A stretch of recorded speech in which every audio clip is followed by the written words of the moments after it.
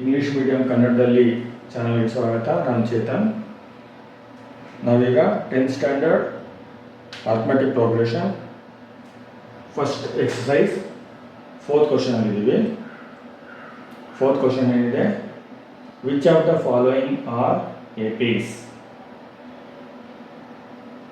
ಅವರು ಕ್ವಶನ್ಸ್ ಕೊಟ್ಟಿದ್ದಾರಲ್ಲ, ಅದರಲ್ಲಿ AP ಯಾವುದು, ಅರ್ಥಮೆಟಿಕ್ ಪ್ರೋಗ್ರೆಷನ್ ಯಾವುದು ಅರ್ಥಮೆಟಿಕ್ ಪ್ರೋಗ್ರೆಷನ್ ಅಲ್ಲ ಅಂತ ಬರೀಬೇಕು. If they form an AP, ಯಾವ ಕ್ವಶನ್ನು AP ಆಗಿದ್ರೆ find the common difference D ಕಂಡುಹಿಡಿಯಬೇಕು. ಆ್ಯಂಡ್ ರೈಟ್ 3 more ಟರ್ಮ್ಸ್, ಮತ್ತು ಆ APಯ ನೆಕ್ಸ್ಟ್ 3 ಟರ್ಮ್ಸ್ ಬರೀಬೇಕು.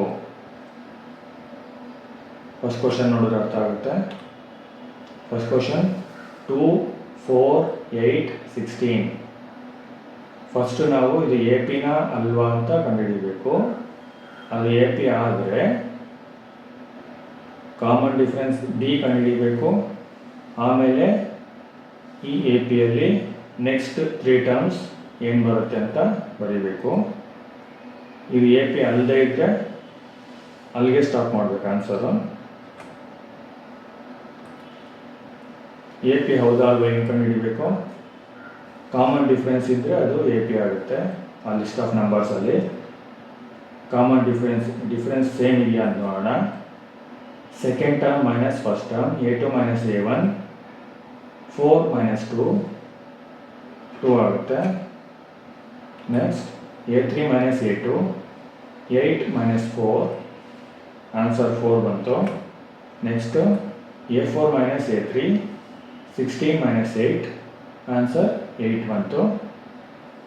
ಸೆಕೆಂಡ್ ಟರ್ಮ್ಗೆ ಫಸ್ಟ್ ಟರ್ಮ್ಗೆ ಸೆಕೆಂಡ್ ಟರ್ಮ್ಗೆ ಡಿಫ್ರೆನ್ಸ್ 2, ಸೆಕೆಂಡ್ ಟರ್ಮ್ಗೆ ಥರ್ಡ್ ಟರ್ಮ್ಗೆ ಡಿಫ್ರೆನ್ಸ್ 4, ಥರ್ಡ್ ಟರ್ಮ್ಗೆ ಫೋರ್ತ್ ಟರ್ಮ್ಗೆ ಡಿಫ್ರೆನ್ಸ್ 8. ಅಂದರೆ ಡಿಫ್ರೆನ್ಸ್ ಏನು ಬಂದಿಲ್ಲ, ಇಲ್ಲಿ ಕಾಮನ್ ಡಿಫ್ರೆನ್ಸ್ ಬರೋದಿಲ್ಲ.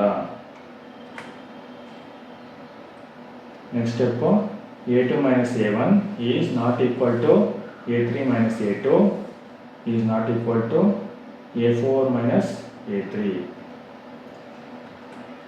ಸೊ ಇದಕ್ಕೆ answer, so the given list of numbers does not forms an AP.